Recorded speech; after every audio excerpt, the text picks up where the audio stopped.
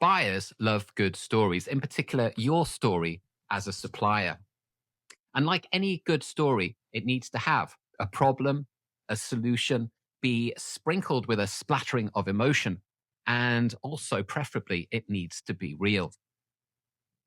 I always used to find that telling these stories was far more beneficial to me than hitting customers, potential customers, with the typical feature benefit sales routine, which, quite frankly, a lot of buyers are sick of listening to. And I'm giving you an example. One of my Brazilian customers shared a story with me about how they had been ordering our products. And unfortunately, although they loved the items, they were quirky items, they were different items, they weren't selling particularly well. So, unbeknown to me, they changed the packaging of the product, they changed how the products were displayed in their stores.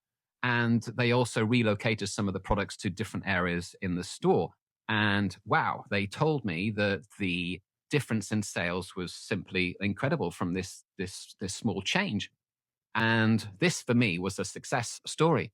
And because they'd shared photographs of all this display setup with me, and because the product was being sold in Brazil, they were quite happy with me sharing that story with other markets around the world because it didn't affect them at all. So that's exactly what I did. I shared that story with other potential customers that I had and existing customers that I had to show how the products could be packaged in a slightly different way or sold in a slightly different way in order to boost sales. It had worked in one market, so there was no reason why it wouldn't work in another market.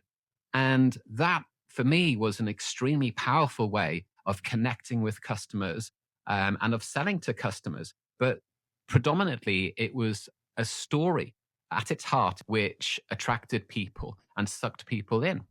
And my advice would be to try to sell in stories rather than go down the typical feature benefit routine that a lot of suppliers go down. And buyers are switched off with that to some extent.